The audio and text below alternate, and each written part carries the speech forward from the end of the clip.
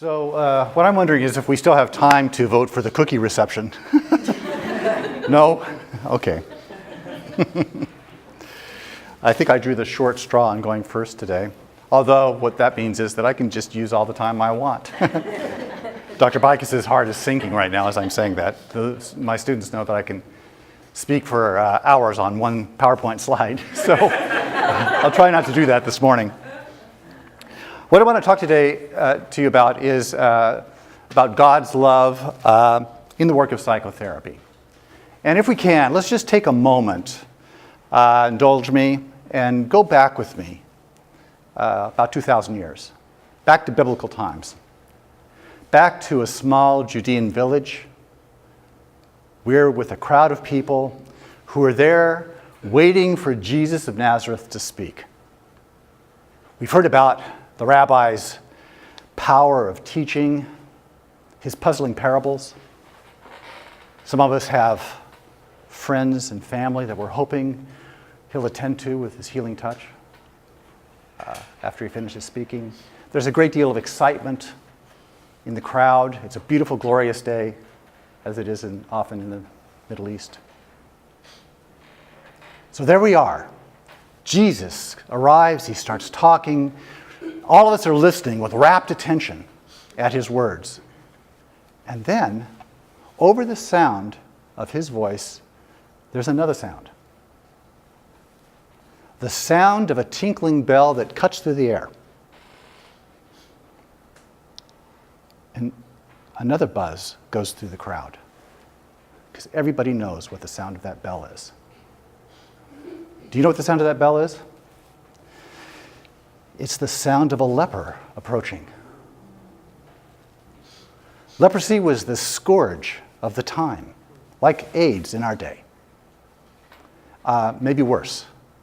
People were absolutely petrified at the idea of maybe getting leprosy. And so suddenly Jesus' words didn't mean anything. People in fear fled from that square. The people who had come to listen, Jesus' followers, even his disciples, vacated the premises. Everybody except for Jesus. Jesus stood there while the leper approached, the bell tinkling all the way. And when the leper got to Jesus, he dropped to his knees, and in a voice of desperation, because this was his last hope, in a voice that was plaintive, he said, "If you will, you can heal me." Now, the Greek to English translation doesn't really get at the raw compassion of Jesus' reply. "Of course I will," he said. And he reached out and laid his hands on him. And the man was healed. And he said to the man, "Go to the priests for an examination, pay your fee. Just don't tell them what happened to you here." The man leapt up with joy, ran to the priests, got checked out, paid his fee, and he told them everything. What happened to Jesus as a result of that? Well, it doesn't say explicitly, but the next verses say this. Jesus was no longer able to go into the towns and villages, but the people had to come out to the countryside to meet with him. Why? Because when Jesus touched the leper, he became ceremonially unclean. And for a period of time, he was a leper and couldn't go into the town. And then after that time, he had to be evaluated by the priest himself to make sure that he was clean. The story has several ramifications for us. Now, psychotherapy is an enterprise characterized by its focus on symptom relief and on the restoration of functionality. That's how most of us do psychology today, or psychotherapy of any kind. But the story about Jesus speaks to something more than simple technical expertise. It speaks to healing of the whole person, not just the physical malady itself. You see, Jesus didn't need to touch the leper to heal him. He healed lots of people with just a word. The centurion came to him. Jesus didn't even see his daughter. He couldn't go into the centurion's camp. But he said, your faith has made your daughter whole. He was speaking in a home, and some people lowered a paralytic into the home. Jesus didn't touch the paralytic. He just said, your sins are forgiven. Take up your pallet and walk. The man walked.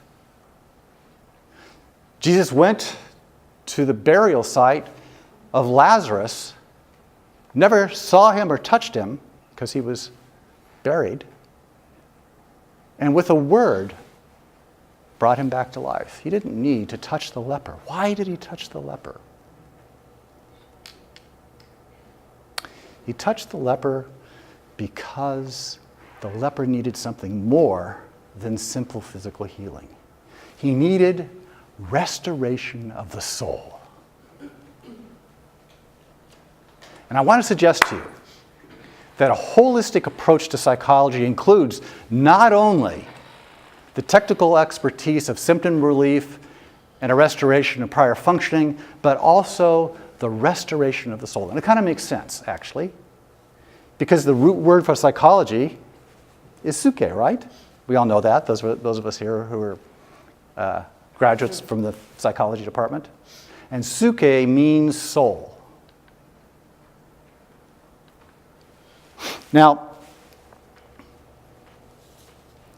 restoration of the soul of a person leads to a literal renewing of the mind, Paul writes in Romans 12. And it leads to the freeing of emotional expression. And it leads to behaviors that are oriented around love towards others, and self, and God. But what does restoration of the soul mean?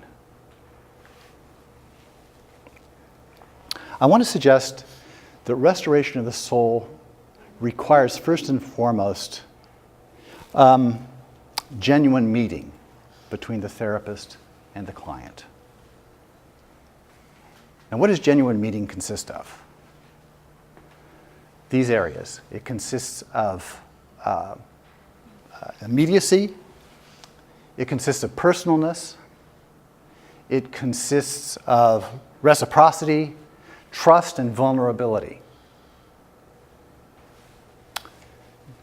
Genuine meeting requires that we meet our client in the moment, in the present moment. Here's the thing. Most of us live our lives to some degree or another in the past, thinking about the decisions that we made, wondering whether they're right, thinking about how we might have done things differently, or we live our lives in large part in the future, thinking about what's going to come next, how we're going to deal with the future, making plans. Americans in particular are very future-oriented. But the fact of the matter is, the past doesn't really exist any longer, nor does the future. The only thing that exists is the here and now, this present moment. And so genuine meeting between therapist and client must take place within the immediate moment, because that is where life is. Genuine meeting has to be personal.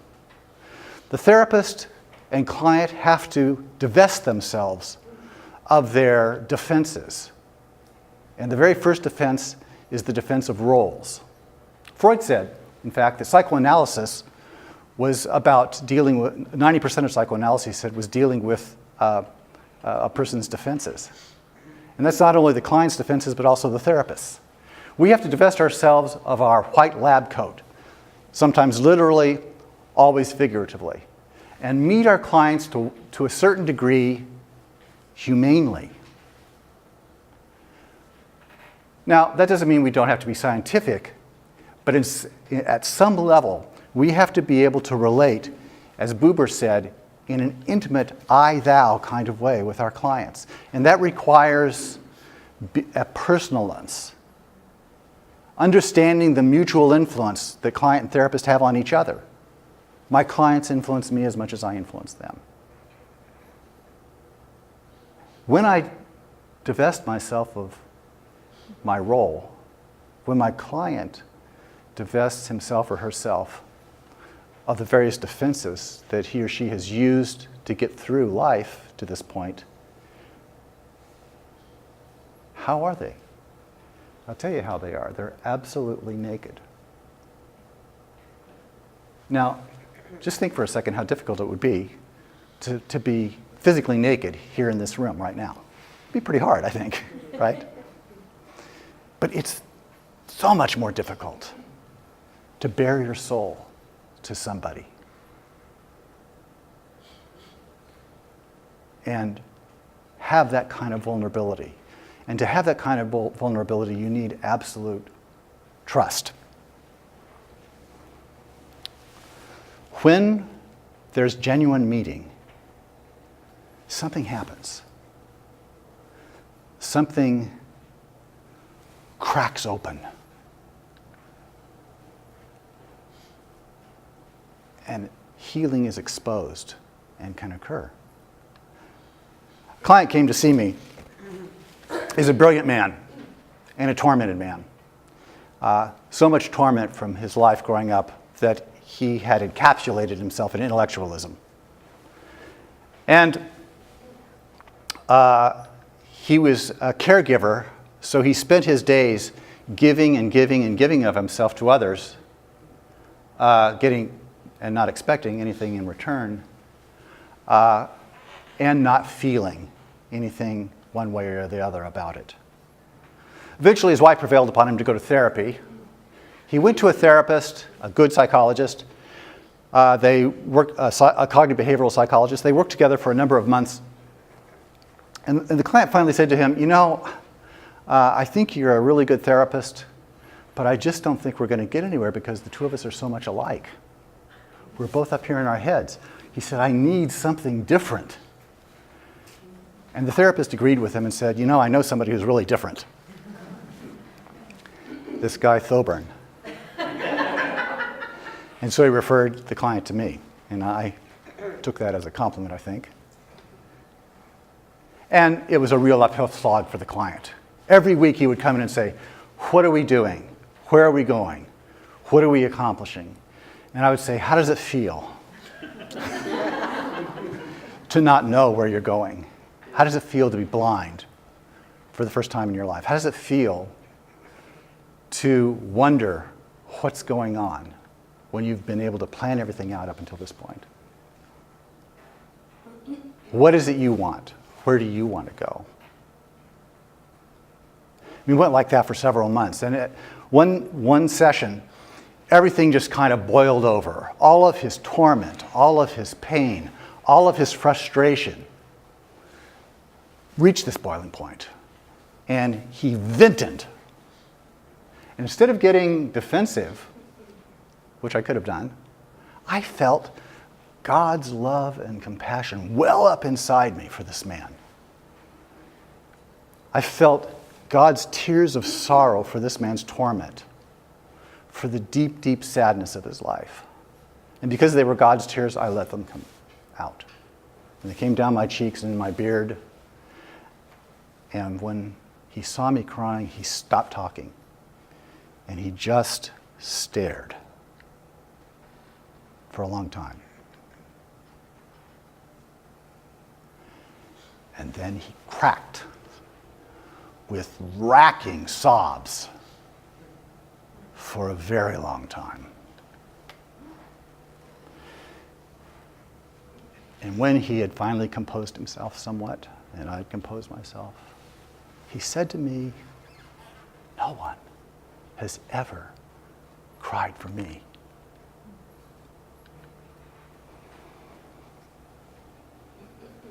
Genuine meeting is about encounter, when a person's life is cracked open. But you know what's exposed? What's exposed is not just healing, it's healing love. Love isn't a feeling. Love is a relational expression. Therefore, it's love, not technical expertise, that defines the therapeutic enterprise. Now, here's the thing. The fact of the matter is that all of us are neurotic. We've all sinned and fallen short of the glory of God. Somebody said to the great psychologist Carl Rogers, a student said, do I have to have everything together to be effective as a therapist? And Rogers said, absolutely not, except during the therapeutic hour. But how is that possible? Is it a matter of willpower to be non-neurotic during that time? Do we suspend our lesser selves during that time? I want to suggest to you that the power of the therapeutic enterprise is love. And love is more than a feeling. Love is more than a relational expression. John said, God is love. And Christ, as the one non-neurotic person who's ever walked this earth, who was and is God who is for man and man who is for God, if Christ is made manifest in the midst of the therapeutic relationship, then God's healing love is at work. And people will be restored.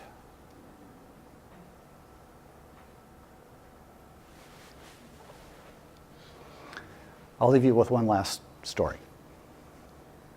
A couple of years ago, I had the privilege of going with my brothers and colleagues, Rob McKenna and Joey Collins, and a couple of students, to India to participate in a conference there at a large church. And we were invited to participate in ministering to a community of lepers who came monthly to that church, and the church elders would give them food for a staple of food for the month, necessities, and they would have a church service. And I confess, when I heard about this, I had some trepidation. I'm a husband, I'm a father, a grandfather, and I thought, what if I go here and I get leprosy, of all things? Joy won't get it, and Rob won't get it, I'll get it, right?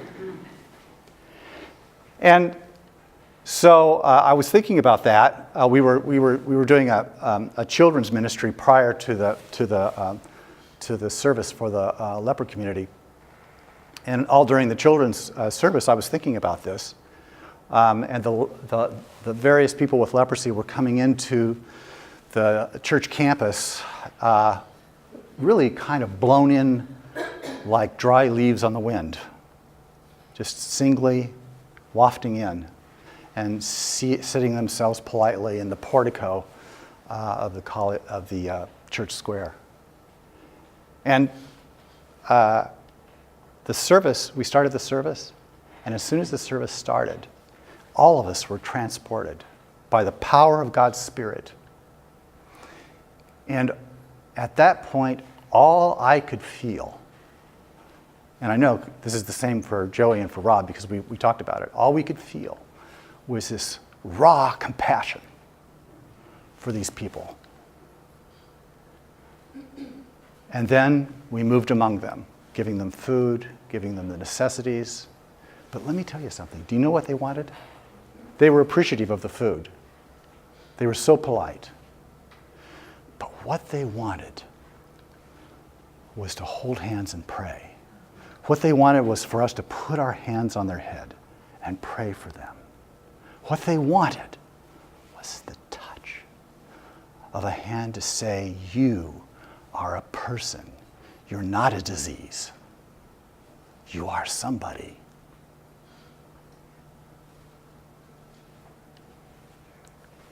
The healing enterprise is a scientific one. We should have theoretical knowledge, clinical expertise, but it goes beyond that. We need to treat the whole person holistically. And the way to do that is through genuine meeting. And genuine meeting will result in encounter. And encounter will result in Christ made manifest in the midst of the therapeutic relationship, releasing his healing love. Thank you.